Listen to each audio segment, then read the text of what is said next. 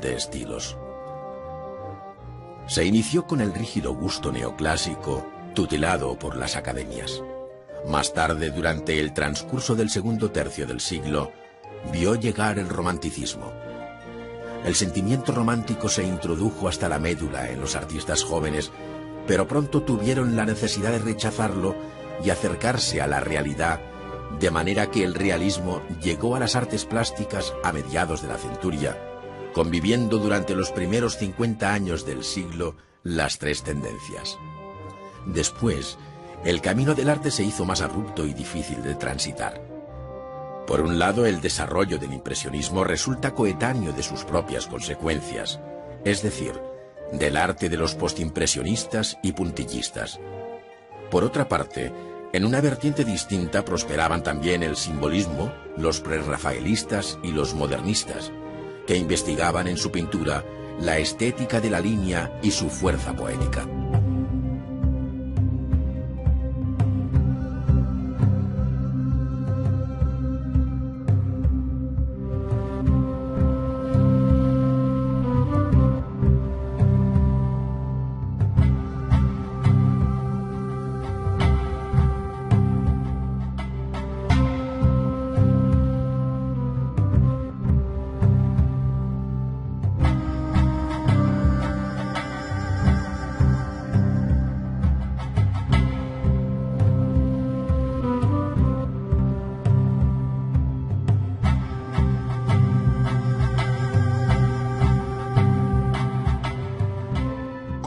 Aquel sitio había en las orillas mucho arbolado. La sombra de los árboles daba al agua un fondo por lo general de verde sombrío, pero que algunas veces, al volver nosotros en una tarde tranquila después de un tiempo tormentoso, veía yo de azul claro y crudo, tirando a violeta, tono de interior de gusto japonés. Aquí y allá, en la superficie, enrojecía como una fresa una flor de ninfea escarlata con los bordes blancos. Un poco más lejos, comenzaban a abundar las flores, no ya tan lisas, más pálidas, granadas y rizosas, y dispuestas por el azar en lazos tan graciosos que parecía que iban flotando a la deriva tras el melancólico desfallecer de una fiesta galante, desatadas guirnaldas de rosas de espuma. Marcel Proust, En busca del tiempo perdido.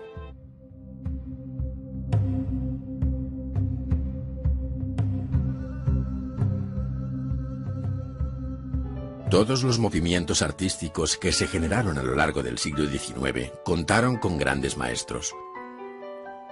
Ingres defendió todavía en su pintura, aunque de forma muy personal, los viejos presupuestos del clasicismo. Delacroix implantó un romanticismo sin tibiezas, con su arrebato y su orgía cromática. Después, Courbet recuperó la antigua fórmula realista para reflejar en sus cuadros aquella sociedad plena de matices y cambiante que le rodeaba. Un realismo que, a decir verdad, culminaría con Manet y los impresionistas, los cuales, alentados por las experiencias del inglés Turner, llenarían de luz las escenas más cotidianas. Y por fin, los pintores encargados de poner el broche de oro al viejo siglo XIX. Cézanne, Van Gogh y Gauguin, verdaderos precursores de los movimientos pictóricos que vio nacer el primer tercio del siglo XX.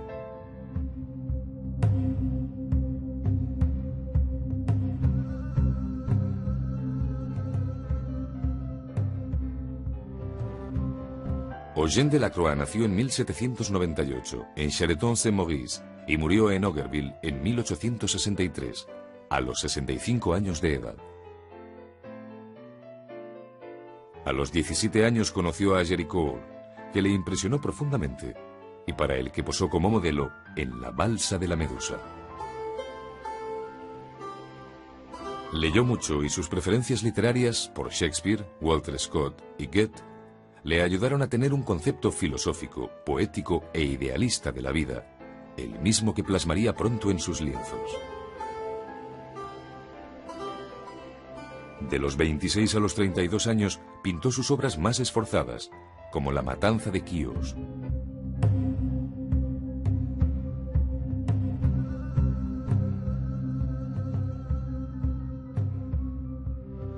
o La muerte de Sardanápalo, en las que la composición y el cuidado de la forma eran sus mayores retos.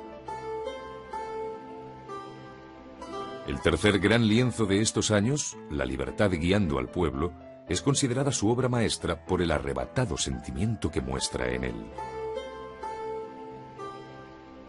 A este temperamento impetuoso se debe también su desmedido interés por el mundo oriental, que conocería a través de su estancia en Túnez, y cuya cadencia le convencería de que la música y el color tienen una interrelación inexplicable, pero cierta.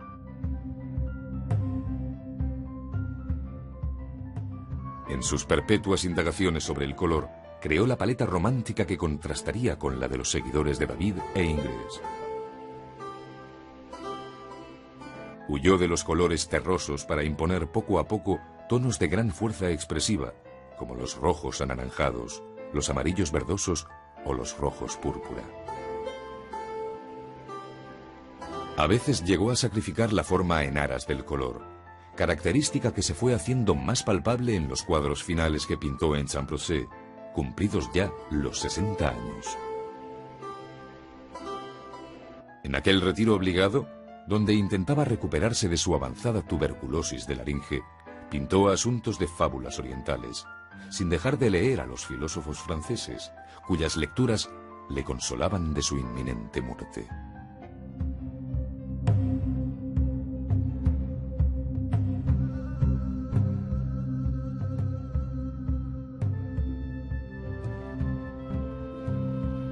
William Turner nació en 1775 en Londres, donde también murió en 1851, después de haber recorrido medio mundo y haber creado una verdadera leyenda sobre su misteriosa personalidad. A los 14 años ya fue alumno de la Real Academia y expuso en sus salones a los 15 años. Apenas contando los 27, ya era miembro de dicha institución, siendo nombrado profesor de perspectiva.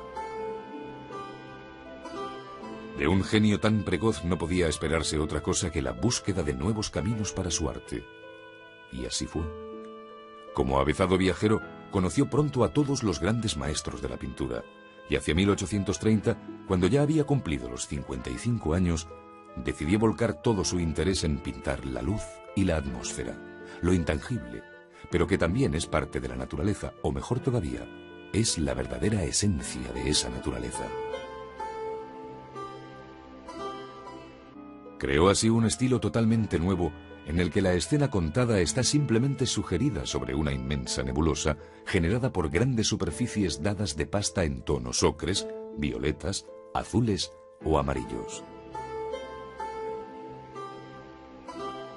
De esta manera es como pintó sus obras más conocidas, como El temerario remolcado a dique seco, o Lluvia, vapor y velocidad, donde incluye el novedoso tema del ferrocarril. Su pintura y los principios que la sustentan siguieron vigentes en la pintura moderna, y de hecho Turner es el pintor que más ha influido en dos de los grandes movimientos pictóricos habidos tras su muerte. En primer lugar, en los impresionistas, que vieron sus obras en 1870 en París, y en segundo lugar, en el gran movimiento abstracto de la segunda mitad del siglo XX, que se extendió por todos los países, en forma generalizada, tras la exposición de sus obras en la Bienal de Venecia en 1948. Su pintura sintetiza la búsqueda del artista contemporáneo, que es la plasmación de la realidad, en vez de la reproducción de la mera apariencia. Vincent van Gogh nació en 1853 en Groot-Zundert, al sur de Holanda, y murió a los 37 años en Others, de un tiro de escopeta que él mismo se había disparado, culminando así una existencia marcada por la locura.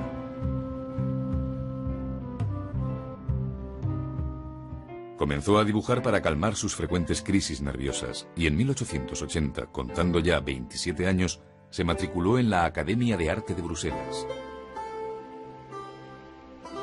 Aún así, puede decirse que Van Gogh fue un autodidacta. En 1886 se trasladó a París, donde vivía su hermano menor, Theo, que fue quien velaría por él hasta su muerte. Allí conoció a los pintores impresionistas y él mismo inició su propia batalla para conseguir una nueva luz en los lienzos. Experimentó con los efectos cromáticos, yuxtaponiendo manchas de color en rojo-verde, azul-naranja y amarillo-violeta, buscando siempre los contrastes más violentos e intensos. Pasado un año, en 1887, marchó a Arles para enfrentarse a la luz mediterránea. Allí encontró definitivamente su estilo, con una pincelada larga e intensa que recorría el lienzo de arriba a abajo y de una parte a otra, sin cambio gradual alguno, para poner de manifiesto la naturaleza plana del lienzo. En Arles tuvo una estrecha relación de amistad con Gauguin, que terminaría con una de sus grandes crisis nerviosas durante la que, a raíz de una discusión, se cortó una oreja y se la regaló a una prostituta. Su hermano Theo internó a Vincent en 1889 en Saint-Rémy, donde siguió pintando y reflejando en sus lienzos los altibajos de su terrible enfermedad. Los últimos meses de su vida los pasó en Auvers, atendido por el doctor Gachet, a quien Van Gogh apreciaba sinceramente, como muestra en este entrañable retrato suyo. Su suicidio en 1890 quiere explicarse por la boda de su hermano Theo, tras la que se sentiría demasiado solo en este mundo que le era tan hostil.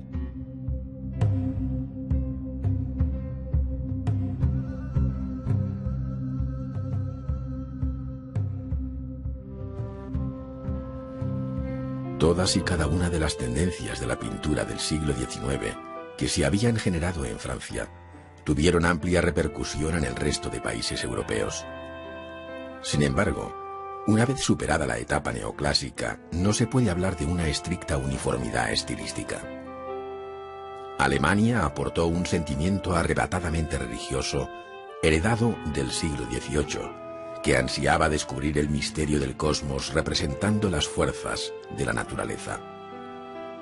España reinterpretó el arte de los maestros del pasado y no se desprendió tampoco de la fuerza que le conferían las raíces de la España profunda. E Inglaterra, que vio nacer el genio de Turner, persistió por otra parte en el trasfondo literario de la pintura, arribando a la expresión a través del dibujo como efecto de su concepto ilustrador de la pintura.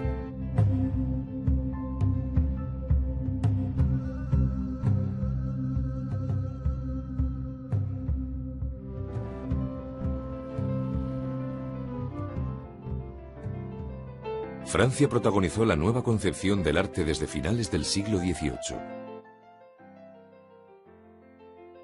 Las directrices de la pintura fueron marcadas primero por Louis David y sus discípulos que, como Gros e Ingres, dominaron la academia e impusieron las normas del neoclasicismo.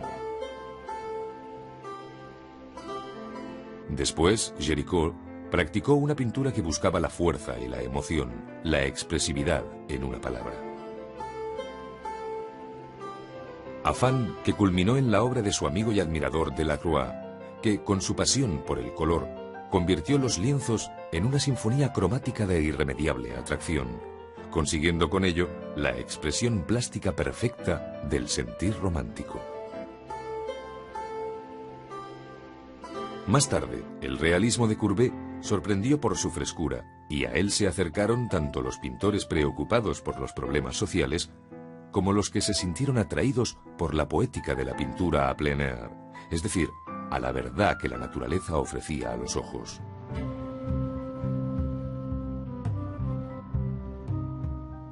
Así, Corot animaría a sus alumnos a salir al aire libre a pintar, ayudando con ello a la gestación del impresionismo. Claude Monet encabezó este famoso movimiento pictórico en el que militaron desde un principio Sisley, Pissarro y Berthet-Morisot, y durante algún tiempo también Degas y Renoir. Por último, a fin de siglo, el impresionismo desembocó por una parte en el llamado puntillismo que defendieron Seurat y Signac, y por la otra en lo que se ha dado en llamar ambiguamente postimpresionismo, y que resume los logros de la pintura de los tres grandes maestros con los que se cierra la centuria. En primer lugar, Cézanne, que dedicó sus esfuerzos a conseguir la estructura geométrica del objeto pintado, preludiando el cubismo. Y después, Gauguin y Van Gogh, a quienes se debe la mayor fuerza expresiva del color, cuya técnica se perfeccionaría en el siglo XX, en el expresionismo alemán y el fauvismo francés.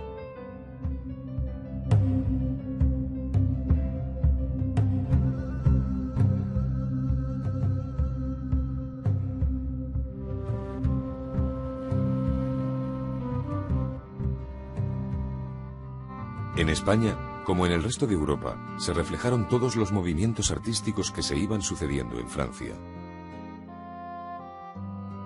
El neoclasicismo estuvo representado por José de Madrazo, como se muestra en el lienzo de La muerte de Viriato. Tras la Guerra de la Independencia, la presencia de Goya, que no moriría hasta 1828, marcó el gusto por el cuadro de género, que pervivió durante mucho tiempo. Y así, pintores como Alenza o como Eugenio Lucas recurrieron al pequeño cuadro de costumbres, que seguía teniendo mucha aceptación entre la clientela. En Eugenio Lucas es tan cercano el recuerdo de Goya que en muchas ocasiones su obra acaba confundiéndose con la del maestro aragonés. Paralelamente, la sociedad romántica fue asomándose también a los lienzos en una inacabable galería de magníficos retratos. Al tiempo, los pintores de historia, entre los que destacarían Eduardo Rosales y Francisco Pradilla, cubrieron grandes telas con espectaculares escenas inspiradas en la historia y la leyenda de la España medieval. La campana de Huesca, de Casado de Alisal, o la rendición de Granada, de Pradilla, dan la medida del teatral clímax de aquellas imágenes. Después, el realismo se encargó de traducir estos cuadros de fingida composición a duras escenas de la historia contemporánea, siendo paradigmático el lienzo de Gisbert, titulado Los fusilamientos de Torrijos. La ruptura con el pasado llega a España de manos de Mariano Fortuny, un innovador total al que una muerte temprana no permitió realizar cuanto deseaba. Amante de la luz, fue un precursor del plein air y su influencia y fama fueron internacionales. Después, en los últimos años, son los pintores españoles, como Nonell y Ramón Casas, que conocieron la bohemia parisina, los que traen aires nuevos a la pintura española. Novedades que se plasmaron también en los pintores paisajistas que conocieron el impresionismo, como Darío de Regoyos y Santiago Rusiñol.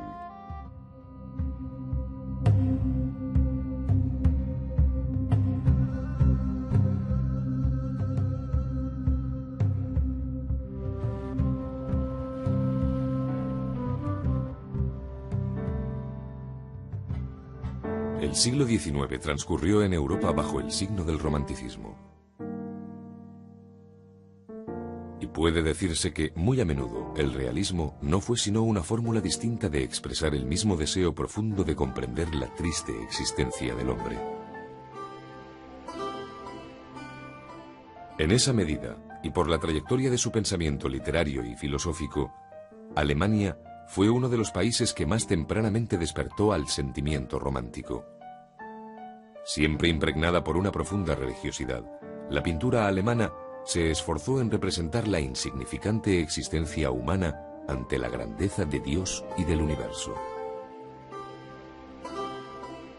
Se trataba de trasvasar a la pintura aquello que en Alemania se daba en llamar la poesía universal progresista, y que pretendía explicar la justificación de la existencia a través de la fusión total entre espíritu y naturaleza.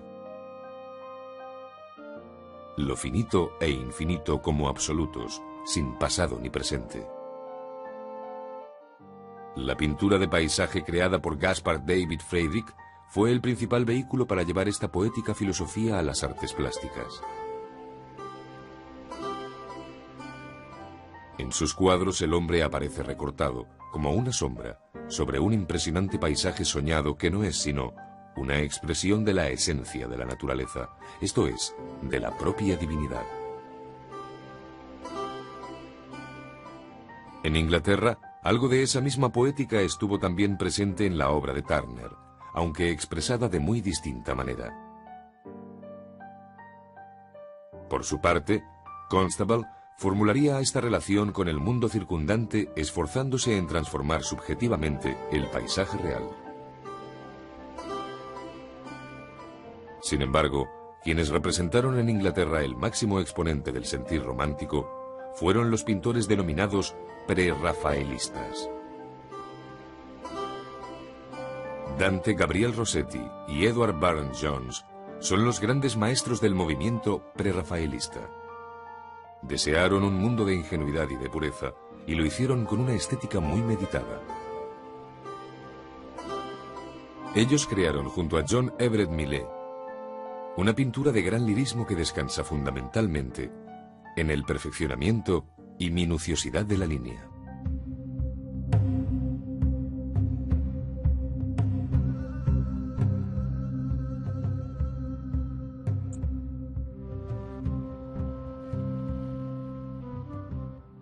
Los grandes cuadros de historia fueron los que destacaron entre los temas elegidos por los pintores del siglo XIX. Los neoclásicos, los románticos y los mismos pintores realistas admiraron el esfuerzo técnico que tales composiciones suponían y quisieron ser llamados pintores de historia, primer paso para realizar una obra digna de ser colgada en los museos. Sin embargo, fueron las postrimerías del siglo las que trajeron a la pintura un soplo de aire fresco y una manera de ver y de representar lo cotidiano con la misma dignidad con que se narraban las gestas heroicas. El Moulin de la Galette de Renoir sería seguramente el ejemplo más representativo de este giro dado a la gran pintura. Fueron los impresionistas precisamente quienes llevaron a los lienzos una realidad vista con ojos nuevos. El paisaje rural y el urbano, los individuos rechazados por la rígida sociedad decimonónica e incluso los asuntos eternos de la pintura del pasado, como los temas de desnudo femenino.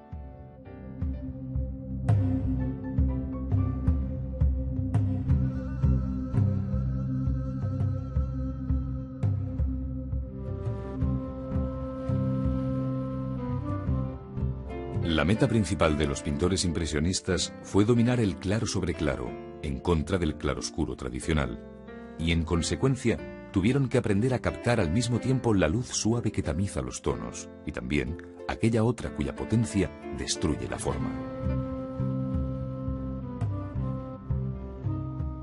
El reto era muy fuerte, y para conseguirlo se convirtieron en pintores de lo intangible y de lo efímero, de la bruma y del viento, del vapor, de la tormenta, de la nieve y de la lluvia misma. Verdaderos pintores del aire y de la atmósfera que rodea los objetos, más que de los objetos mismos.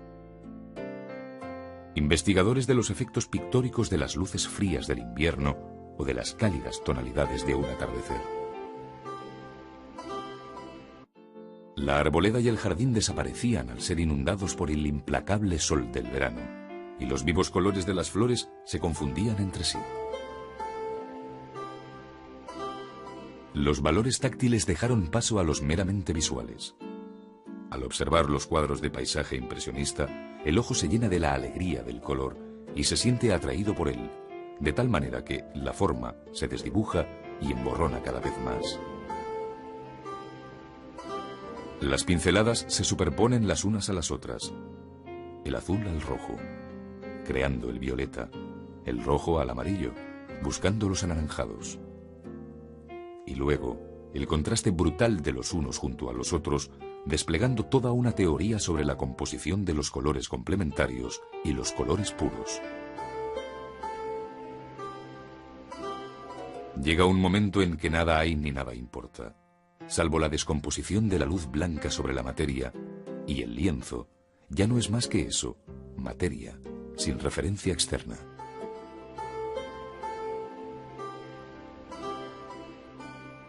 Paisajes sin horizonte, estanques sin orillas, jardines sin senderos. En un lenguaje pictórico que ya solo habla al sentido de la vista y no al conocimiento sensible. No hay proceso de reconocimiento del objeto. Es un paso temprano y definitivo hacia la abstracción de la materia.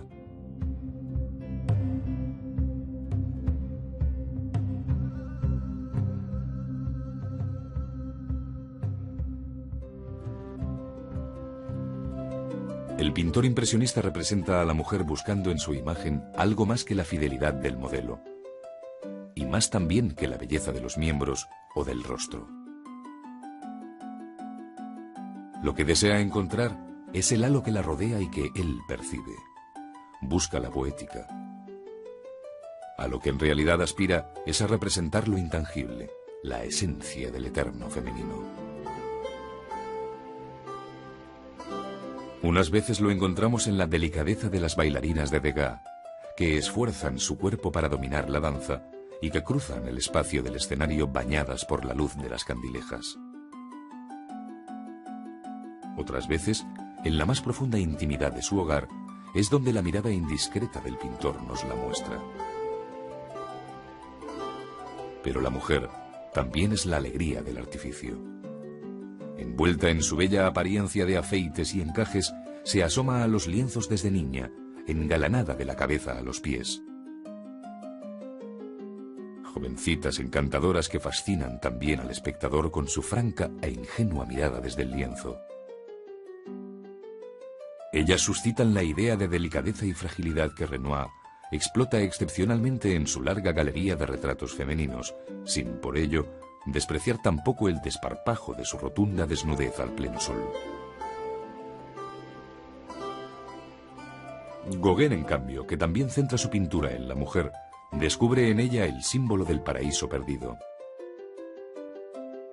Las tahitianas, con su desnudez y su ingenuidad, transmiten al espectador la belleza de la simplicidad formal, al mostrarse encerradas en los fuertes trazos de un dibujo que las perfila y recorta sobre el fondo. Pero quizá una de las más sorprendentes interpretaciones del eterno femenino, en estos años finales del siglo XIX, sea la que dieron dos mujeres pintoras, Marie Cassatt y Berthe Morisot. Ambas captaron perfectamente ese imperceptible halo de la feminidad y lo expresaron a través de la ternura representada por la maternidad.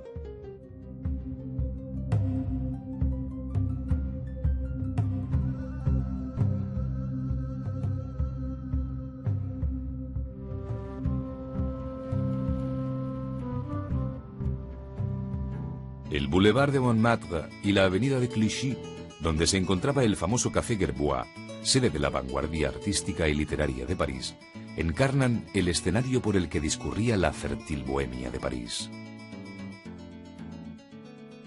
Muchos artistas se alimentaron con su savia y en ella se inspiraron para realizar sus cuadros. De día y de noche visitaban aquellos lugares con la alegría, a veces, de su extrema juventud. Literatos y artistas de la farándula, alcohólicos, heroinómanos y suicidas bebedores de ajenjo, todos se daban la mano en un esperpéntico espectáculo que ningún artista despreció como tema de sus obras. Desde la novela de Zola titulada Nana al cuadro de Manet titulado La Olimpia, fueron describiéndose entre la caricatura y la realidad los personajes que poblaban la bohemia parisina. Libros y lienzos dejaron constancia de su vida desordenada. Jóvenes muchachas acompañando a elegantes caballeros de negro y chistera. Mujeres no tan jóvenes de excesivo maquillaje y generosos escotes. Burdeles de largo diván rojo donde aguardar en las dilatadas esperas y bares bulliciosos.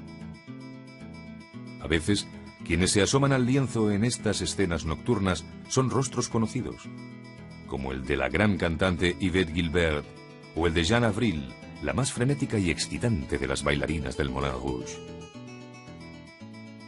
Todos los pintores aprovecharon aquella insólita galería de artistas de los cafés cantantes, del cabaret y del circo, que presentaban cada noche el espectáculo de su propia existencia. pero ninguno de los artistas estuvo tan implicado en la bohemia parisina como Toulouse-Lautrec. A sus lienzos se asoman todos los asiduos de la noche, desde las viejas prostitutas de los bares inmundos hasta los grandes señores. Como este importante banquero, Monsieur Fourcade, retratado por Toulouse en el baile de máscaras de la ópera.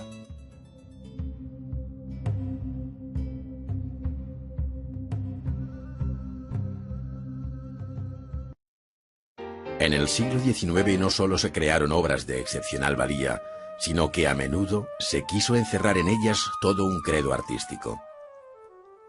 En ocasiones fue el propio pintor quien deseó realizar conscientemente obras provocadoras que significaran la ruptura con el arte oficial del momento. Otras veces fue la crítica posterior quien encontraría en las pinturas el manifiesto de un nuevo sentimiento artístico. Así el romanticismo, el realismo y el impresionismo no solo tuvieron un fuerte apoyo literario, sino obras concretas que exhibir a modo de estandarte, como ocurre con la Balsa de la Medusa o el Entierro en Ornans, que simbolizan la llegada del romanticismo y el realismo respectivamente, mientras el Almuerzo campestre de Manet supone el arranque de toda la pintura moderna.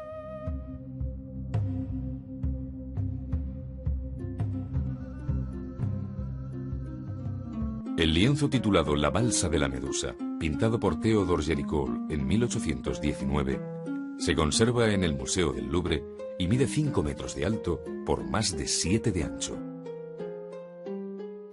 En el cuadro se narra un hecho real, el de la terrible experiencia vivida por quienes navegaban en la fragata Méduse, que se hundió en 1816 frente a las costas de Marruecos. 149 de aquellos náufragos no encontraron espacio en los botes salvavidas y construyeron una balsa que sería remolcada por los propios botes. No obstante, durante una tormenta la balsa se separó de las barcas y anduvo flotando a la deriva durante 27 días.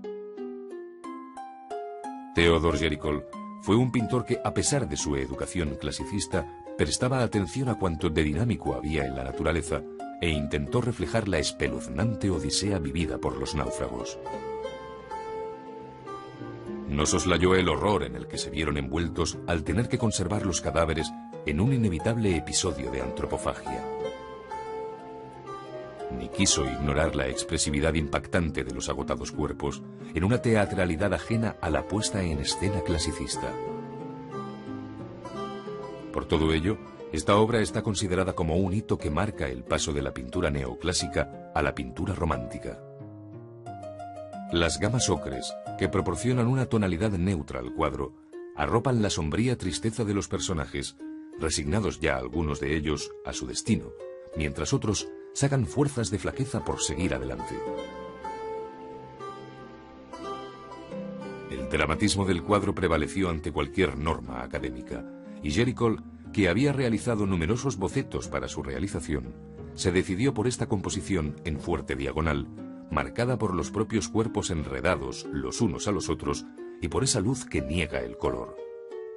Luz blanca, fría y sin matices, que hace más temible y más feroz el mar embravecido que les rodea.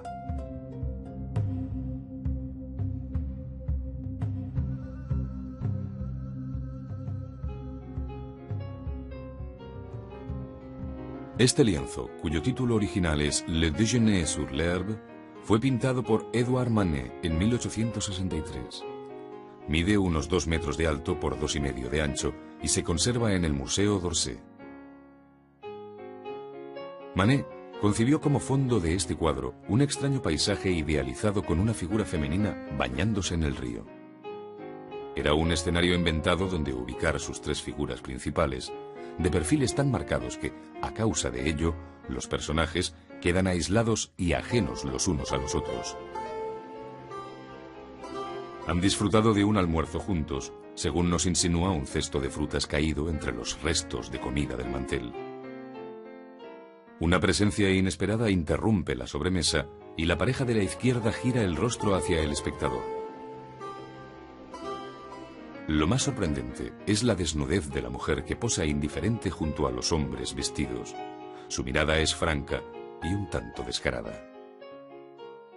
Ni el tema ni la composición son nuevos, pues uno y otra están inspirados respectivamente en el Concierto campestre de Giorgione y en la obra perdida de Rafael, El juicio de París, en la que se repetía con exactitud la compostura de las figuras.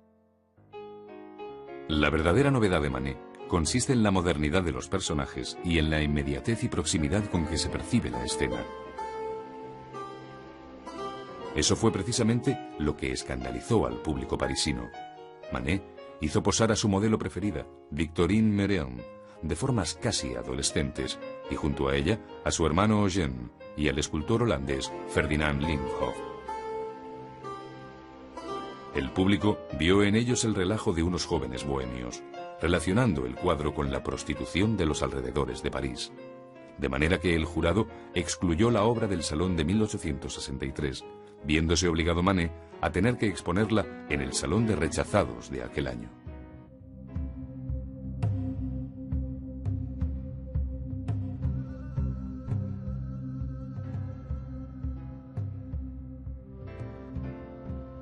El entierro de Ornans es un lienzo grande, más de 3 metros de alto por más de 6,5 de ancho, que se conserva en París, en el Museo d'Orsay.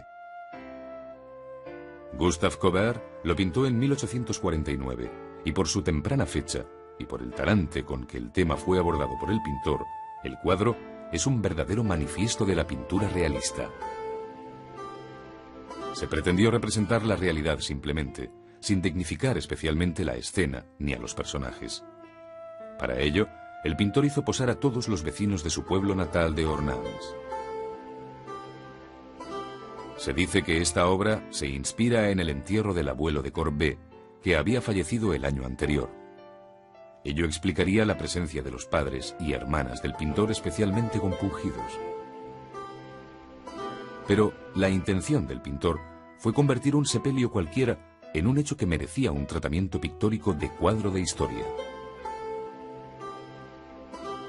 Posaron el alcalde, el cura, los monaguillos, el enterrador, los sacristanes e incluso 2 ancianos con ropajes del siglo XVIII. También un perro colaboraría a dar mayor credibilidad a la escena. El paisaje ayuda a narrar fríamente la realidad, porque el cementerio, recientemente construido, era semejante a un páramo, y en su horizonte se perfilaban la Roche du Mont y la Roche du Château. El resultado de todo el conjunto parece encerrar algo de bufo o grotesco. Los personajes se dividen en 2 grandes grupos, el de la izquierda con los porteadores del féretro, acólitos, cura y sacristanes, que están haciendo su trabajo, y el de la derecha con el duelo de amigos y deudos. Separándolos, la figura del enterrador con una rodilla en tierra. En uno y otro grupo, las miradas se entrecruzan, se desvían, todos rehuyen mirar lo profundo de la fosa.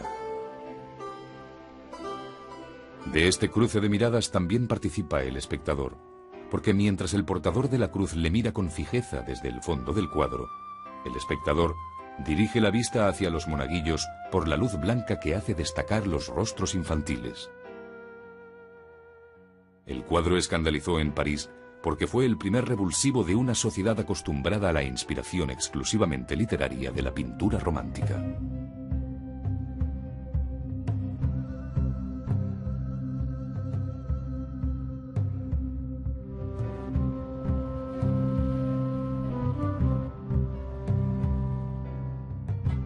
La arquitectura, al igual que la pintura, rompió viejos moldes a mediados del siglo XIX.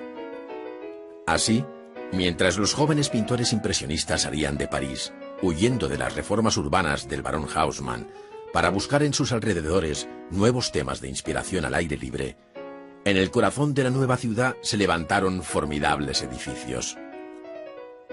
Entre todos destaca el de la Ópera o Academia Nacional de Música, la obra más representativa del Segundo Imperio francés.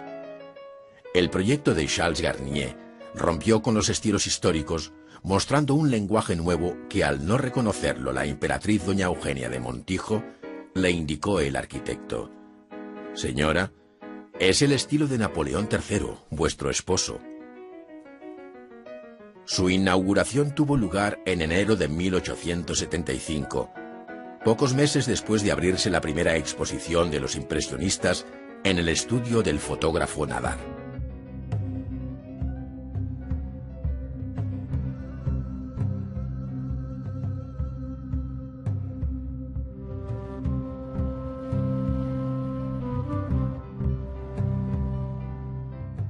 La pincelada como gesto físico y el pincel como vehículo del color conoció a lo largo del siglo XIX una honda transformación desde la meticulosa técnica enseñada por la Academia de Bellas Artes hasta la libre factura fomentada por los distintos talleres en los que se formaron los pintores impresionistas.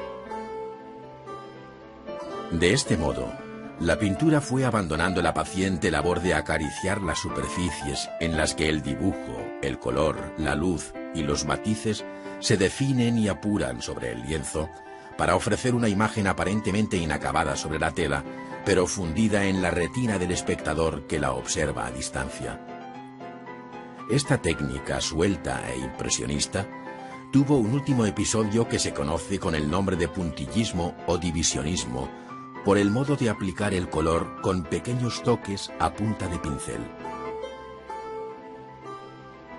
La Grande Jatte es la forma abreviada con que se conoce el cuadro de Georges-Pierre Seurat, Un domingo por la tarde en la isla de la Grande Jatte, obra sobresaliente del postimpresionismo francés. El pintor recoge el apacible aspecto de un día soleado, donde los paseantes buscan la sombra de los árboles a orillas del Sena en aquella isla no muy lejos de París, llevando las mujeres leves sombrillas para protegerse, mientras que otros personajes se sientan sobre la hierba para encender una pipa o coger unas florecillas, todo en un silencioso concierto. Sobre el río, un pequeño vapor, unos barcos de vela y unos remeros animan la zona abierta del cuadro. El lienzo tiene unas dimensiones considerables, pues mide poco más de 2 metros de alto por 3 de ancho. Pintado entre 1884 y 1886, figuró en la última exposición de los impresionistas celebrada en París en 1886, en un local de la calle Laffitte, esquina al Boulevard de los Italianos. Después de haber pasado por varios dueños, hoy forma parte de las colecciones del Instituto de Arte de Chicago, donde ingresó en 1926, procedente del legado de Clay Bartlett. Este mismo instituto, que conserva un dibujo preparatorio de un fragmento del cuadro de la Grande Jatte, organizó en torno a esta pintura la exposición más importante sobre Georges Seurat en 1958. La reproducción de la Grande Jatte en un conocido mural de las calles de Nueva York, o su interpretación topiaria, es decir, en seto recortado, en el Old Deaf School Park of Columbus, indican la popularidad de la obra de Seurat en los Estados Unidos. En 1899, el pintor Paul Signac, seguidor del puntillismo de Seurat, escribió un interesante libro titulado De Eugenio Delacroix al neoimpresionismo. En él se describe el modo de concebir la composición por parte de los puntillistas o neoimpresionistas, como también se los conocía a estos pintores, pues se trataba de una revisión del impresionismo, es decir, de un nuevo impresionismo. Allí dice Signac que el pintor neoimpresionista, siguiendo en esto los consejos de Delacroix, no empieza un cuadro sin haber decidido su ordenación. Guiado por la tradición y por la ciencia, armonizará la composición según su concepto, es decir, adaptará las líneas, direcciones y ángulos, el claroscuro, tonos, y los colores, matices, al carácter que quiera hacer prevalecer. La dominante de las líneas será la horizontal para la calma, ascendente para la alegría y descendente para la tristeza, con todas las líneas intermedias para figurar las demás sensaciones en su infinita variedad. Con esta declaración se entiende mejor la composición de la Grande Jatte, donde, efectivamente, la sensación de calma y silencio como estado anímico se alcanza por el equilibrio producido entre los elementos horizontales y verticales, así como las posiciones de los personajes que se presentan en posiciones absolutas, de riguroso perfil o de frente, siendo muy escasas las líneas oblicuas que darían entrada a las llamadas sensaciones intermedias. El impresionismo supuso un golpe de gong en la historia de la pintura, generando en su entorno opciones diversas, como la que representa el llamado neoimpresionismo de Seurat. El rechazo de su obra en el Salón Oficial de París le llevó, en 1884, a exponer en el Salón de Independientes, donde los jóvenes pintores de muy distinta tendencia pudieron mostrar sus telas. Seurat desarrolló un verdadero estilo con su propia teoría que va más allá del aspecto técnico, pues representa una nueva forma de entender la pintura basada en las combinaciones de líneas, luz y color, considerando secundario el tema.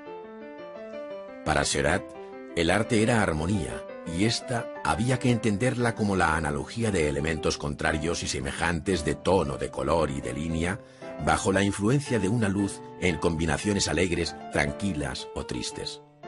De este modo, la tranquilidad que respira la Grande Jatte se debía al equilibrio entre luz y sombra, a la equivalencia de colores cálidos y fríos, y a las líneas horizontales marcadamente visibles en unos casos y sutilmente sugeridas en otros.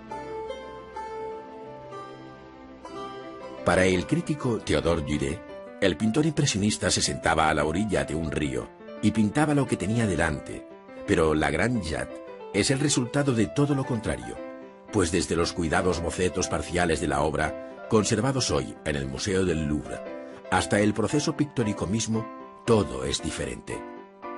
La Grande Jatte fue concebida, desarrollada y pintada a lo largo de 2 años y refleja todo lo que hay de teórico en el planteamiento del neoimpresionismo. Este representaba la reflexión y lo permanente sobre la fugacidad del mero instinto impresionista. El cuadro se pinta de derecha a izquierda y de arriba a abajo, con un riguroso orden que, según las leyes de contraste, secuencia e irradiación del color, permitirá avanzar la obra.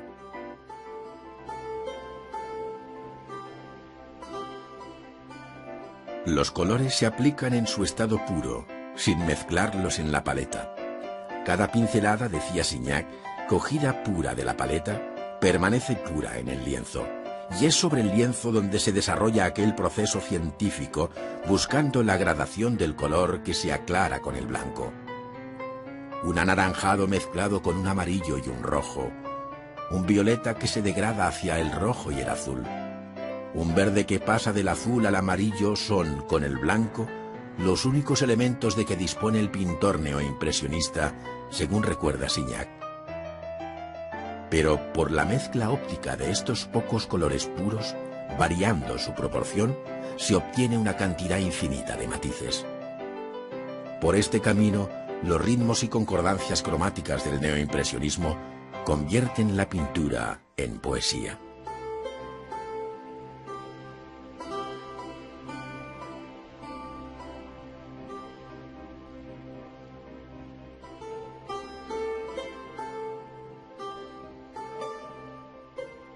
El término acuarela viene del italiano acquarella y hace mención directa al agua en la que se diluye el color.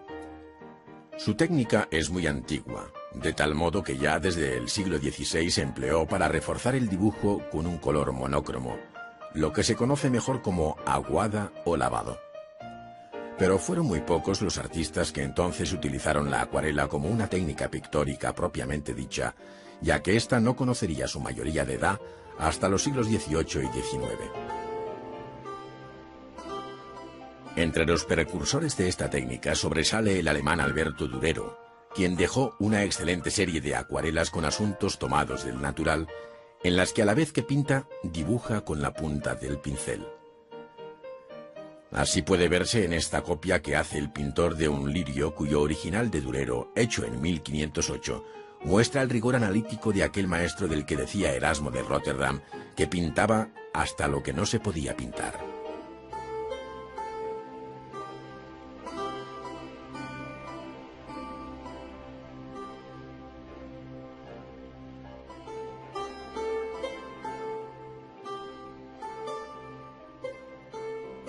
Como en todas las técnicas, la preparación del soporte es fundamental y requiere en cada caso soluciones diferentes.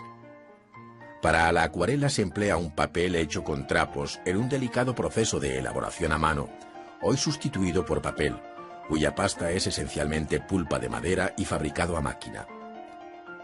Los tipos de papel difieren también en su gramaje y textura, siendo los más habituales los de grano fino, medio y grueso, contribuyendo cada uno con su distinta rugosidad al efecto final buscado por el artista.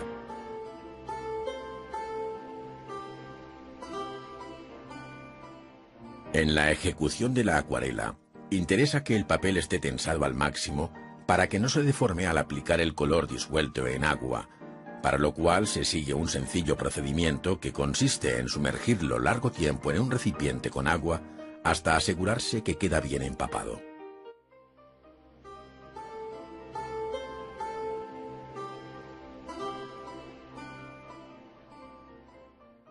Después de escurrido, se coloca sobre un elemento medianamente absorbente, como la madera, y se fija por sus 4 lados con tiras de papel previamente engomadas.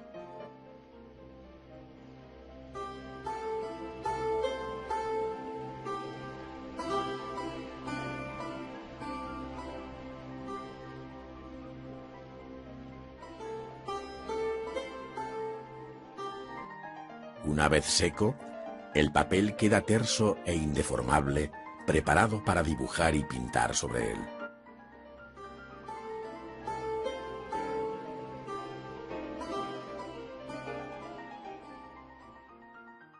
Otro procedimiento consiste en fijar el papel pegándolo directamente sobre la tabla de madera. Para ello, después de dar una mano de goma al soporte y ajustar el tamaño del papel al de la tabla, se coloca encima otra de igual tamaño para que el efecto de prensa que se pretende sea igual por toda la superficie. Previamente, para no dañar el papel en el que se va a pintar, se protege con otro similar. Cualquier elemento de peso, como puedan ser unos ladrillos, servirá para garantizar el aplastamiento y fijación del papel sobre la primera tabla. Transcurrido un tiempo prudencial y retirada la prensa, se eliminan las barbas del papel con un instrumento cortante, quedando listo para pintar a la acuarela.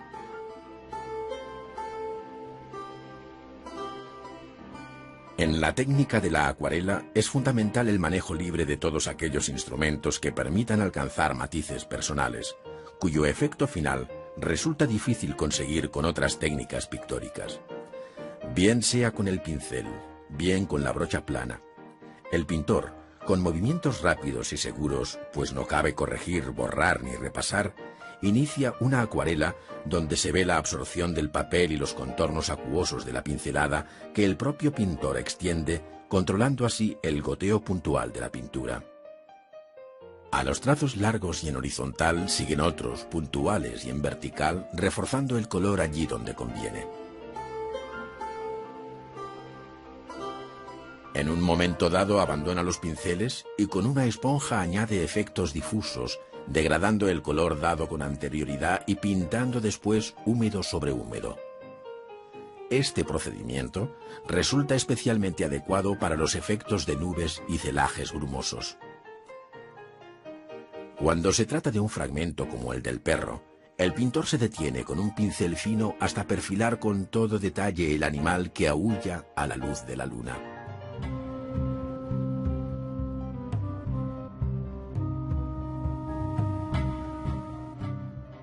Para dar más fuerza al astro de la noche, el pintor coge un bisturí o similar y no duda en producir unos cuidadosos cortes hasta sacar el blanco del papel, como hizo el inglés Turner en El amanecer tras el naufragio de hacia 1841, que es la acuarela que aquí se copia.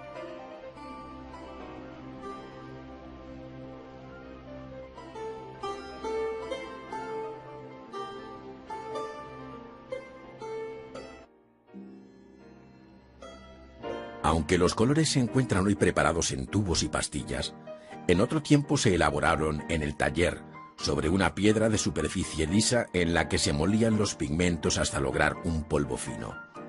Unas gotas de goma arábiga, que servirán de aglutinante soluble en el agua, son suficientes para preparar la mezcla que, una vez amasada, se guarda en unos pequeños recipientes. La operación se repite por cada uno de los colores, azul, amarillo y rojo, hasta completar la paleta del pintor.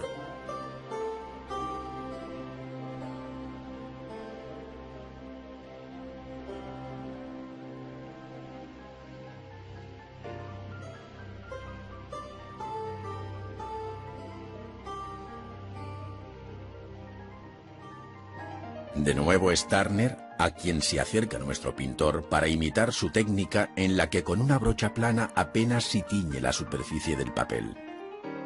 Son varias pasadas en las que por transparencia va fijando el cielo de un paisaje que apenas si percibimos nosotros por su inmaterialidad, pero que el maestro controla en una mirada que capta sus luces y efectos. Después, con agudo pincel va sacando de la nada, del silencio húmedo y profundo de la acuarela, cúpulas y torres, dando a la arquitectura veneciana que se refleja en el agua el aspecto de un juego de formas cristalinas y sin límite. El pintor no pinta ni describe, sino que evoca, sintetiza y transmite la levedad poética y vaga de la pintura a la acuarela.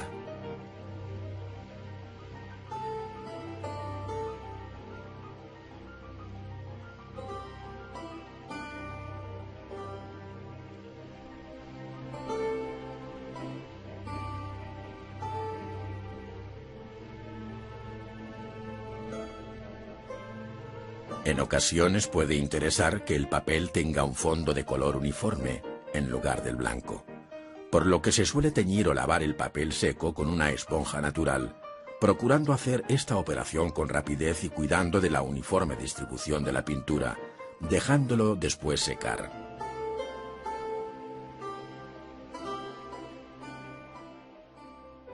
Otro procedimiento consiste en sumergir el papel en un recipiente con agua ya coloreada, para que absorba el pigmento, obteniendo así fondos que ayudan a obtener diferentes efectos.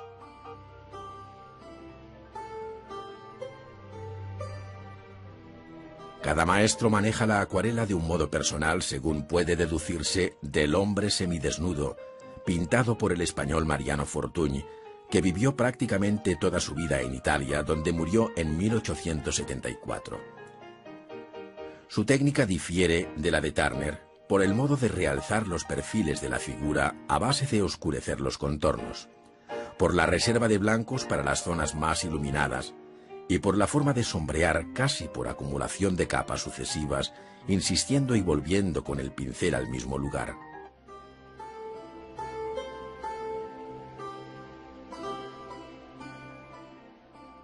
Esto nos lleva a recordar la técnica más tradicional del óleo, aunque los instrumentos, soporte y color pertenezcan de lleno a la acuarela, jubilosa, mojada y transparente, como la definiera el gran poeta Rafael Alberti.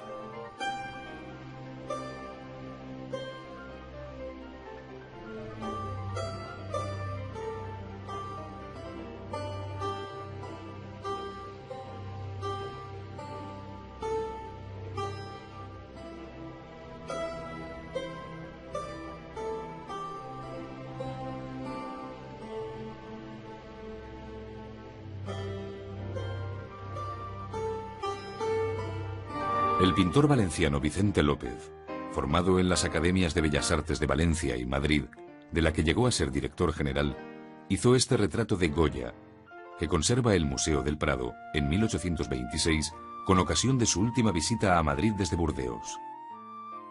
El maestro aragonés tenía entonces 80 años y se dice, sin fundamento cierto, que el propio Goya aconsejó a Vicente López no apurar más el retrato contra lo que era costumbre y enseñaba la academia.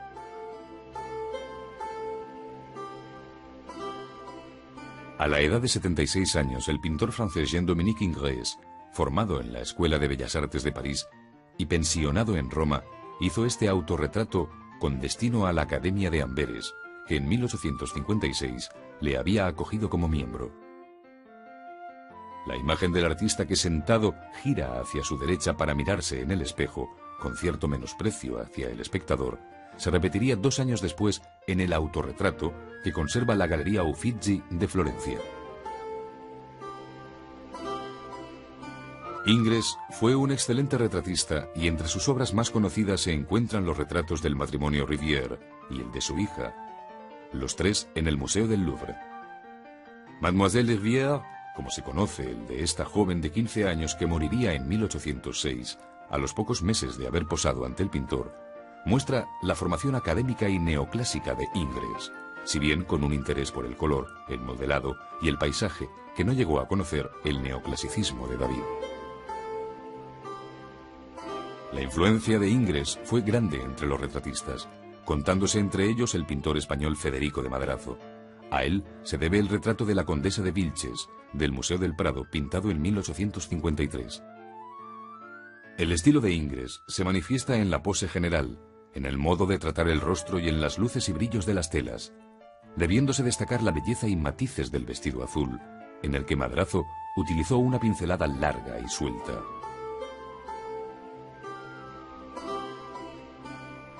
La pintura de Manet, rechazada por sus coetáneos, encontró el apoyo en Emilio Zola, cuyo naturalismo literario venía a coincidir con la visión del pintor. En agradecimiento, Manet le hizo este retrato que, expuesto en el Salón de 1868, se conserva en el Museo d'Orsay de París. Una estampa japonesa, el boceto de la Olimpia de Manet y un grabado con los borrachos de Velázquez evidencian los gustos e inquietudes del pintor. El pintor ruso Ilya Repin, formado en la Academia de Bellas Artes de San Petersburgo, donde llegaría a ser profesor, es uno de los artistas más representativos del realismo ruso. Además de temas de contenido social, hizo los retratos de los músicos y escritores contemporáneos más célebres de su tiempo, destacando el del gran compositor Mussorgsky, el autor de cuadros de una exposición. El retrato lleva la fecha de 1881, esto es, el mismo año de su muerte, evidenciando su rostro los estragos producidos por el alcohol. Paul Cézanne tuvo una formación muy peculiar, pues no consiguiendo ingresar en la Escuela de Bellas Artes, acudió a la Academia Suiza, donde se encontró con algunos de los futuros pintores impresionistas. A pesar de haber expuesto con ellos, nunca se consideró impresionista, modelando el volumen de los objetos con planos de color y una valiente y suelta pincelada sin fundir. Así ocurre en el retrato de Joaquín Gasquet, pintado hacia 1896 y hoy en el Museo Nacional de Praga. La vocación por la pintura del holandés Vincent van Gogh fue sin duda tardía, pero fecunda. Una parte considerable de su obra la componen sus autorretratos, de los cuales conocemos 37 versiones al óleo. Este del Museo d'Orsay es de 1889, el mismo año en que se internó en el asilo de Saint-Rémy, unos meses antes de su suicidio. La contenida energía de su expresión se ve acompañada por una pincelada larga y sinuosa, igualmente autobiográfica. En el Museo del Prado se conserva esta galería de retratos conocida como La lectura de Zorrilla en el estudio de Esquivel, pintado en 1846 por Antonio Esquivel, uno de los mejores exponentes del romanticismo español. El joven Zorrilla lee unos versos ante los escritores y poetas románticos contemporáneos, no dudando en incluir a dos de los más grandes, pero entonces fallecidos, como el Duque de Rivas y Espronceda. Esquivel se autorretrata delante del caballete, donde está pintando un asunto religioso. En el Salón de París de 1870, el pintor y grabador Henri Fantin-Latour expuso esta tela hoy en el Museo d'Orsay. Con una visión apuradamente realista, el pintor representa el estudio de Batignolles, que tenía su amigo Manet. Este, sentado ante el caballete, está acompañado de aquel grupo que se reunía en el Café Gerbois para hablar de arte y literatura, entre los que se encuentran Renoir, Zola y Monet. Entre los cuadros rechazados por el Salón de París de 1855 figura El estudio del pintor, de Gustave Courbet, el padre del realismo francés. La obra, terminada en 1855, tiene unas medidas excepcionales, de unos 3,5 metros por 6, y se expone hoy en el Museo d'Orsay. Su interpretación no resulta fácil, pues el pintor quiso hacer una obra alegórica de contenido social, pictórico y literario de muy difícil conjunción. Courbet escucha probablemente los poemas que lee Baudelaire a la derecha, mientras pinta un paisaje de memoria ante la mirada atenta de un niño y de una mujer desnuda. El desnudo femenino se abordó en el siglo XIX desde varias perspectivas, correspondiendo la versión más tradicional a Ingres, la gran odalisca del Museo del Louvre, expuesta en el Salón de 1819 y pintada en 1814, entronca con la serie de desnudos que desde Giorgione y Tiziano ha conocido la historia de la pintura. Ingres, en un momento de influencia italiana, intentó fijar aquí un canon ideal de belleza, donde las líneas sinuosas y un modelado suave y extremadamente cuidado se interpretan con la devoción de un amante, según expresión de Baudelaire. Pintado en 1863 y expuesto en el Salón de 1865, el cuadro de la Olimpia de Manet provocó un serio escándalo por considerarlo una provocación. En realidad, el pintor no hacía sino actualizar el tema del desnudo femenino, pudiendo establecerse incluso claros paralelismos con la Venus de Urbino de Tiziano. Pero la visión resultaba moderna, descarnada y desafiante.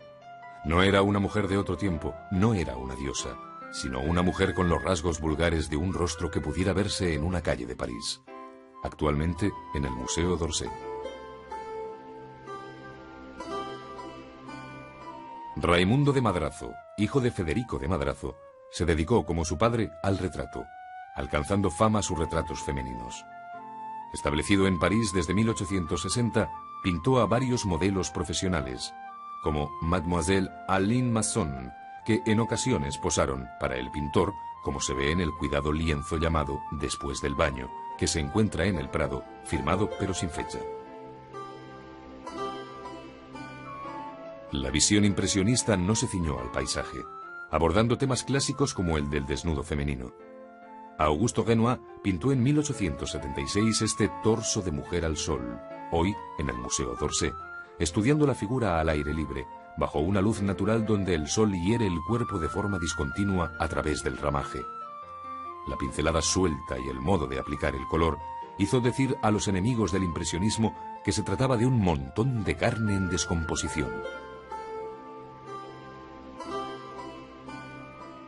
En el Museo del Louvre se conserva la tela conocida como Mujeres de Argel, pintada por Eugenio Delacroix y expuesta en el Salón de París en 1834. Se trata del interior de un harén al que pudo entrar el pintor cuando visitó Marruecos acompañando al embajador francés, Conde de Mornay. Las imágenes, ambientes, luz y color, captadas en Orán y Argel, recogidas en dibujos y acuarelas sobre el propio lugar, revivirían en gran parte de su obra posterior. El exotismo de las ciudades y costumbres de Marruecos atrajeron a muchos pintores hacia este orientalismo occidental que ofrecía infinitas posibilidades para la pintura. Así lo entendió el pintor y grabador catalán Mariano Fortuny, quien, con ocasión de la Guerra de Marruecos, se trasladó allí en 1860, recorriendo los frentes y campos de batalla, al tiempo que descubría un mundo donde los tipos, sus ropas y colores encendieron sus ojos de pintor. A esta experiencia corresponde el cuadro de Los marroquíes del Museo del Prado, de una factura suelta muy particular. Con anterioridad a los cuadros de historia pensados para las grandes exposiciones nacionales, José de Madrazo, padre del retratista Federico de Madrazo, pintó en 1818 La muerte de Viriato. El gran lienzo, hoy en el Prado, fue pintado en Roma y adquirido por Fernando VII. En él, con clara influencia del pintor neoclásico francés David, se narra el asesinato del caudillo lusitano, traicionado por sus amigos Audaz, Ditalcón y Minuro, contra los que, espada en alto, claman venganza a sus compañeros. No solo fue la historia pasada, sino que la pintura se convirtió en testigo presencial de los hechos históricos contemporáneos. En 1830, el año de la Revolución Liberal en Francia, Delacroix decía en una carta a su hermano que había comenzado un asunto moderno, una barricada. Si no he combatido por la patria, añade, al menos podré pintar por ella. Se refería al cuadro conocido como el 28 de julio o La libertad guiando al pueblo, firmado y fechado en 1830 y conservado en el Museo del Louvre. Los movimientos liberales contra el absolutismo salpicaron el reinado de Fernando VII en España. Algunos de estos episodios tuvieron un final trágico, como el que recoge Antonio Gisbert en el fusilamiento de Torrijos, ocurrido en 1831, cuando el militar y patriota José María Torrijos fue ejecutado con sus 52 compañeros de exilio en las playas de Málaga. La obra, de un contenido pero eficaz realismo, fue encargada por la Real Orden en 1886 y hoy se encuentra en el Prado. Ramón Casas, cuya obra dentro del modernismo catalán se reparte entre los siglos XIX y XX, plasmó impresionantes imágenes como La Carga o Barcelona 1902, firmada y fechada al año siguiente, y hoy en el Museo de Olot. Con una visión moderna, casi cinematográfica, buscando un ángulo inédito, nos muestra la represión del proletariado industrial en los aledaños de un barrio fabril de Barcelona. En la confrontación se percibe la angustia individual y colectiva, bajo una luz que difumina los detalles muy característica del pintor. El mundo rural también atrajo a los pintores, y entre estos de modo especial al francés Jean-François Millet, quien en el Angelus, pintado entre 1858 y 1859, nos introduce en el ambiente campesino donde los labradores trabajan la tierra con una canción casi religiosa, formando ellos mismos parte del paisaje de un modo natural, con sus mismos tonos y colores. Esta pareja interrumpe su trabajo para rezar el Angelus. Actualmente se halla en el Museo d'Orsay. Millet dibujó y grabó varios temas protagonizados por anónimos campesinos, cuyos rostros apenas sí se distinguen. Algunos de ellos fueron fielmente interpretados al óleo por pintores como Van Gogh, quien en el último periodo de su vida, recluido ya en Saint-Rémy, entre 1889 y 1890, pintó La siesta del Museo d'Orsay. Amarillos y azules, incorporados a la tela con disciplinados y enérgicos trazos, componen sin artificio esta escena de humana percepción. En 1820, el paisajista inglés John Constable pasó unos meses en casa del arcediano Fisher, que vivía en el recinto de la Catedral de Salisbury, en Leadenhall. Desde allí se veía el gran edificio medieval, que el pintor supo encuadrar en un romántico boscaje, mientras que en los primeros planos de luz y sombra, unas vacas abrevan en el río Avon. Esta idílica versión de la Catedral de Salisbury del Museo de Sao Paulo difiere muy poco de la que tiene la Galería Nacional de Londres, fechada en 1823. William Turner fue contemporáneo de Constable, e igualmente le interesó el paisaje, pero su percepción y sensibilidad no podían ser más distintas. En el óleo Lluvia, vapor y velocidad de 1844, hoy en la Galería Nacional de Londres, se manifiesta un espíritu arriesgadamente original que frente a la imagen estática y al color local se interesa por el efecto final, por las luces en su estado puro, donde apenas sí se reconoce el ferrocarril de la Great Western. La factura suelta y el olvido de las formas rozan la abstracción. El pintor belga Carlos Haes, afincado en España donde fue profesor de paisaje en la Academia de Bellas Artes de San Fernando de Madrid durante 30 años, introdujo la visión realista de la naturaleza, superando el pintoresquismo de la interpretación romántica.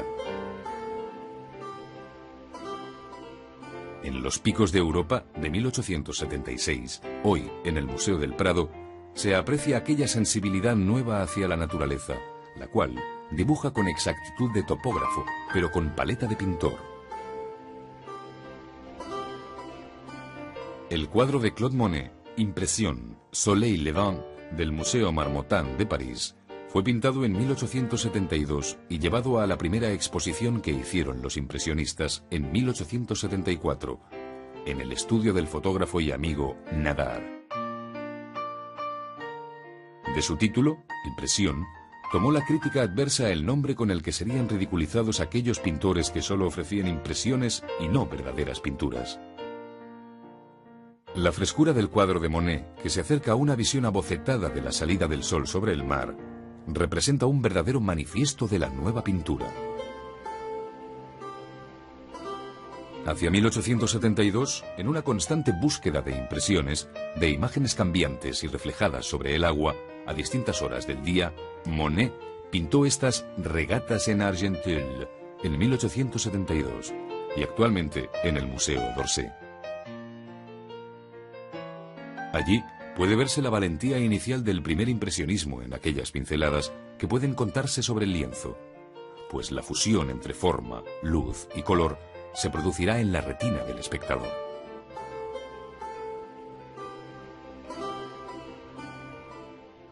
El impresionismo fue conociendo varias fases en manos de sus propios creadores. Así Monet, en 1899, inicia la serie de los nenúfares con este lienzo de la Galería Nacional de Londres llamado Estanque con nenúfares o ninfeas.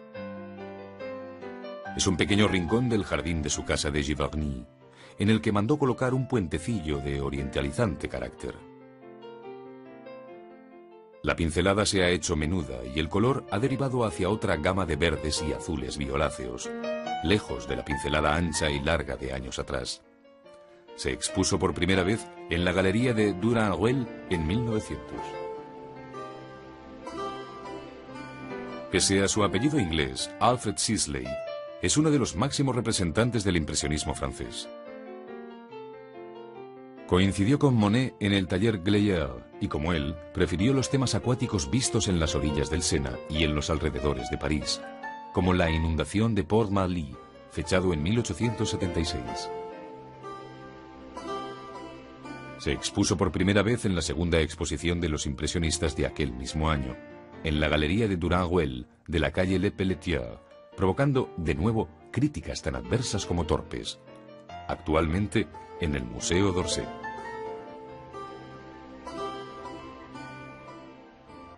El Museo d'Orsay, verdadero templo de la pintura moderna procedente del mítico Gilles de Paume, conserva esta obra de Armand Guillemont, La Plaza de Valouberg, en París, de 1875.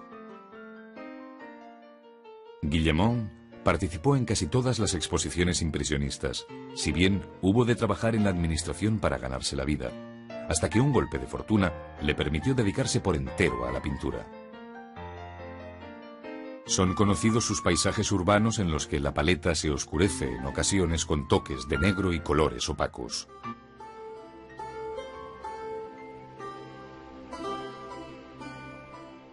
Camille Pissarro, pintor francés nacido en la isla de Santo Tomás, en las Antillas, y trasladado a París, dijo de sí mismo que su vida se confundía con la del impresionismo, y en efecto, fue el único pintor que participó en todas las exposiciones de los impresionistas entre 1874 y 1886. El Puente Nuevo de París, pintado en 1902 y hoy en el Museo de Bellas Artes de Budapest, muestra en la pincelada aquellos pequeños toques de punta de pincel aprendidos de Seurat y Signac.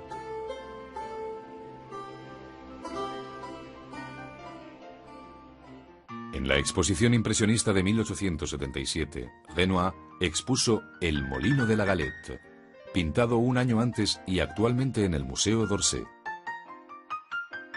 La obra coincide con el momento más convencidamente impresionista del pintor, que analiza el efecto vibrante de la luz descompuesta en manchas de color. La escena de baile al aire libre está animada por personajes supuestamente anónimos en los que Renoir ha retratado a sus amigos, como sucede con la pareja que bailando nos observa, compuesta por el pintor español Pedro Vidal de Solares y la modelo Margot.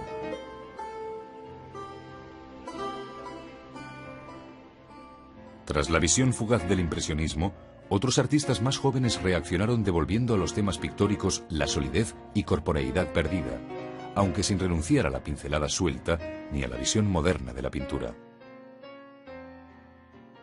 Entre ellos se cuenta Paul Cézanne, autor de Los jugadores de cartas, del Museo d'Orsay, obra pintada entre 1885 y 1890, y resultado final de una serie larga de bocetos preparatorios. Hay que destacar las pinceladas pastosas y cargadas de color, que producen fuertes contrastes entre unos tonos y otros.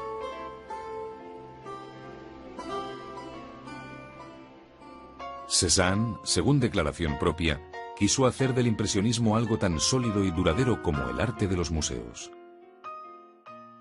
Por ello sus figuras, bodegones y objetos recobran la geometría y volumen que les son propios, aunque bajo una perspectiva inusual. Así lo evidencia el bodegón del Museo d'Orsay titulado Manzanas y Naranjas, que pintado entre 1895 y 1900 muestra una imagen espacial dislocada y rota, precursora de la visión cubista. Entre 1904 y 1906, es decir, durante los 2 últimos años de la vida de Cézanne, pintó una vez más la montaña de Santa Victoria, cuyas distintas versiones se reparten hoy por varios museos de Europa y América.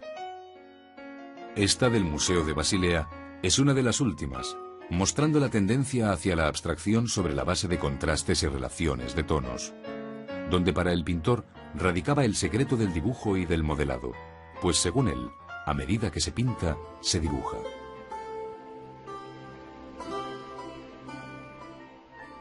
En la Galería Nacional de Praga se encuentra una de las telas que Van Gogh pintó durante su reclusión en el asilo de Saint-Rémy en 1889. En la correspondencia mantenida entonces con su hermano Theo, el pintor recoge la emoción sentida ante el paisaje que rodea el asilo de donde sale este campo de trigo. Van Gogh describe el color y personalidad de los cipreses recortados sobre el azul del cielo en una inseparable mezcla de sentimientos anímicos y cromáticos.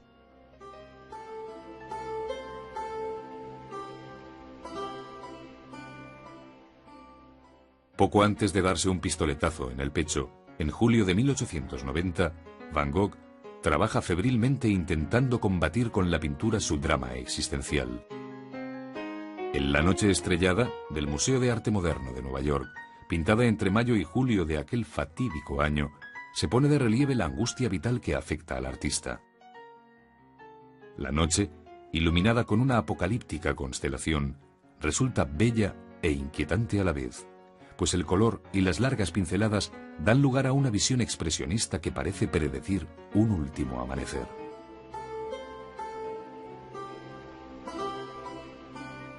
Henri Rousseau, conocido como el aduanero por su empleo en una caseta de consumos, fue un pintor autodidacta que creó un mundo mágico a través de sencillas interpretaciones de la naturaleza. En el Paisaje con puesta de sol del Museo de Basilea, pintado el mismo año de su muerte, en 1910, cabe observar la visión del paisaje con un sentido naif o ingenuo, donde puede medirse la poética descripción de la lucha con el leopardo en medio de la selva tropical como anécdota de un paisaje plano y casi surrealista.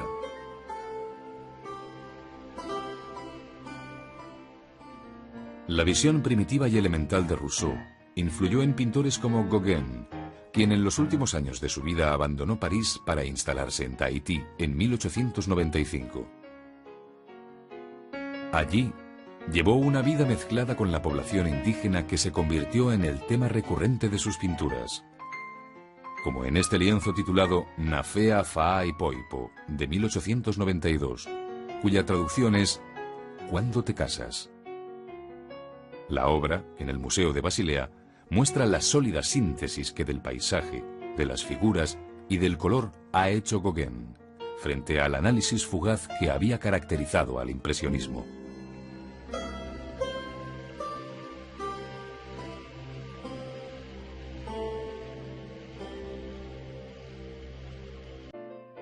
A los 17 años conoció a Géricault, que le impresionó profundamente, y para el que posó como modelo en La balsa de la Medusa.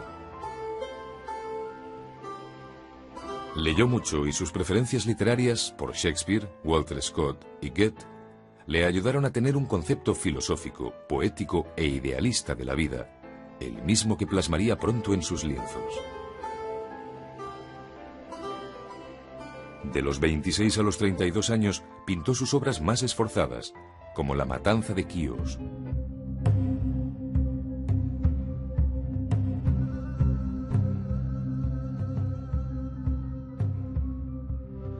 o La muerte de Sardanápalo, en las que la composición y el cuidado de la forma eran sus mayores retos. El tercer gran lienzo de estos años, La libertad guiando al pueblo, es considerada su obra maestra por el arrebatado sentimiento que muestra en él. A este temperamento impetuoso se debe también su desmedido interés por el mundo oriental, que conocería a través de su estancia en Túnez, y cuya cadencia le convencería de que la música y el color tienen una interrelación inexplicable, pero cierta.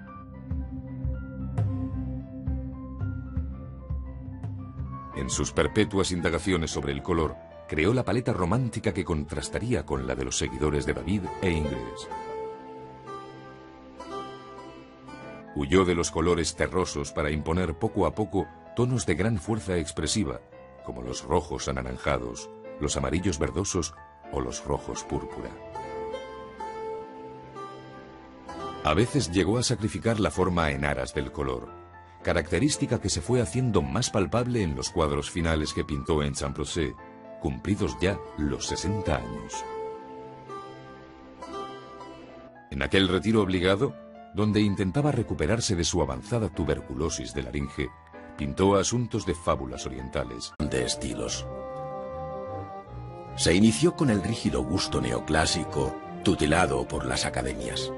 Más tarde, durante el transcurso del segundo tercio del siglo, vio llegar el romanticismo. El sentimiento romántico se introdujo hasta la médula en los artistas jóvenes, pero pronto tuvieron la necesidad de rechazarlo y acercarse a la realidad, de manera que el realismo llegó a las artes plásticas a mediados de la centuria, conviviendo durante los primeros 50 años del siglo las tres tendencias. Después, el camino del arte se hizo más abrupto y difícil de transitar. Por un lado, el desarrollo del impresionismo resulta coetáneo de sus propias consecuencias, es decir, del arte de los postimpresionistas y puntillistas. Por otra parte, en una vertiente distinta prosperaban también el simbolismo, los prerrafaelistas y los modernistas, que investigaban en su pintura la estética de la línea y su fuerza poética.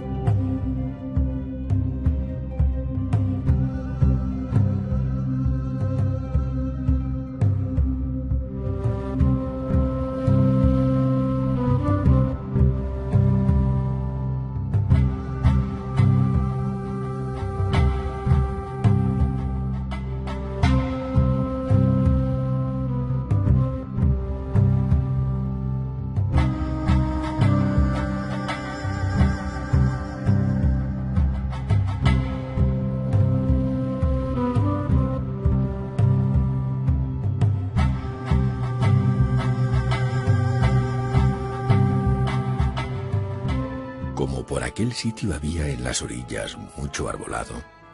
La sombra de los árboles daba al agua un fondo por lo general de verde sombrío, pero que algunas veces, al volver nosotros en una tarde tranquila después de un tiempo tormentoso, veía yo de azul claro y crudo, tirando a violeta, tono de interior de gusto japonés. Sin dejar de leer a los filósofos franceses, cuyas lecturas le consolaban de su inminente muerte.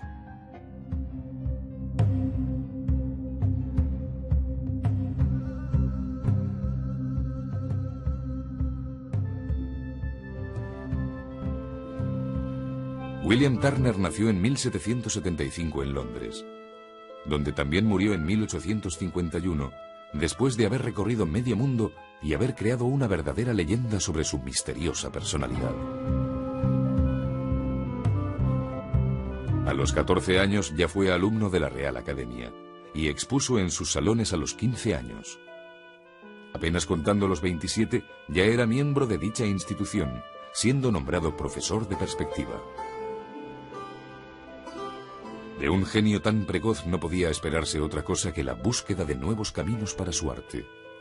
Y así fue. Como avezado viajero, conoció pronto a todos los grandes maestros de la pintura, y hacia 1830, cuando ya había cumplido los 55 años, decidió volcar todo su interés en pintar la luz y la atmósfera, lo intangible, pero que también es parte de la naturaleza, o mejor todavía, es la verdadera esencia de esa naturaleza. Creó así un estilo totalmente nuevo en el que la escena contada está simplemente sugerida sobre una inmensa nebulosa generada por grandes superficies dadas de pasta en tonos ocres, violetas, azules o amarillos. De esta manera es como pintó sus obras más conocidas, como El temerario remolcado a dique seco, o Lluvia, vapor y velocidad, donde incluye el novedoso tema del ferrocarril. Su pintura y los principios que la sustentan siguieron vigentes en la pintura moderna, y de hecho Turner es el pintor que más ha influido en dos de los grandes movimientos pictóricos habidos tras su muerte. En primer lugar, en los impresionistas, que vieron sus obras en 1870 en París, y en segundo lugar, en el gran movimiento abstracto de la segunda mitad del siglo XX, que se extendió por todos los países, en forma generalizada, tras la exposición de sus obras en la Bienal de Venecia en 1948.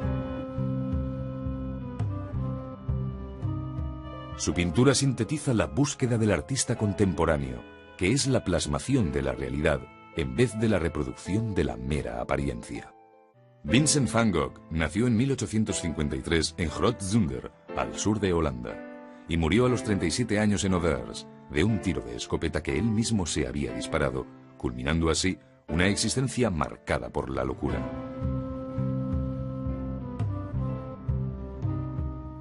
Comenzó a dibujar para calmar sus frecuentes crisis nerviosas, y en 1880, contando ya 27 años, se matriculó en la Academia de Arte de Bruselas. Aún así, puede decirse que Van Gogh fue un autodidacta. En 1886 se trasladó a París, donde vivía su hermano menor, Theo, que fue quien velaría por él hasta su muerte. Allí conoció a los pintores impresionistas y él mismo inició su propia batalla para conseguir una nueva luz en los lienzos. Experimentó con los efectos cromáticos y yuxtaponiendo manchas de color en rojo-verde, azul-naranja y amarillo-violeta, buscando siempre los contrastes más violentos e intensos. Pasado un año, en 1887, marchó a Arles para enfrentarse a la luz mediterránea. Allí encontró definitivamente su estilo, con una pincelada larga e intensa que recorría el lienzo de arriba a abajo y de una parte a otra, sin cambio gradual alguno, para poner de manifiesto la naturaleza plana del lienzo.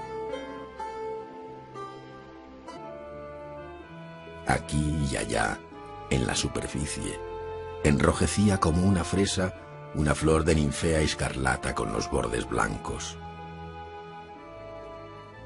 Un poco más lejos, comenzaban a abundar las flores, no ya tan lisas, más pálidas, granadas y rizosas, y dispuestas por el azar en lazos tan graciosos que parecía que iban flotando a la deriva tras el melancólico desfallecer de una fiesta galante, desatadas guirnaldas de rosas de espuma. Marcel Proust, En busca del tiempo perdido.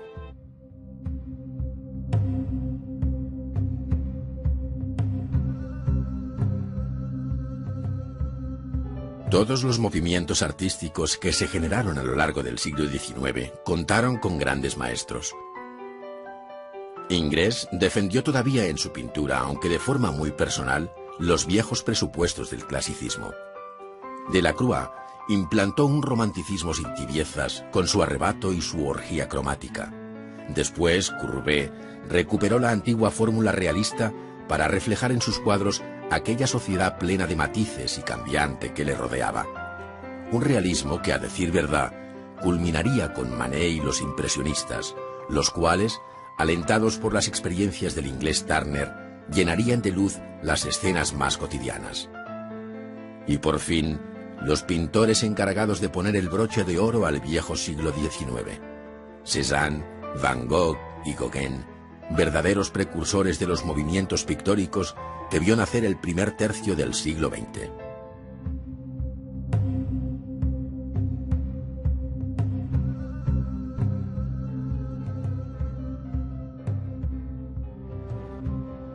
Eugène Delacroix nació en 1798 en Charenton-Saint-Maurice y murió en Augerville en 1863, a los 65 años de edad.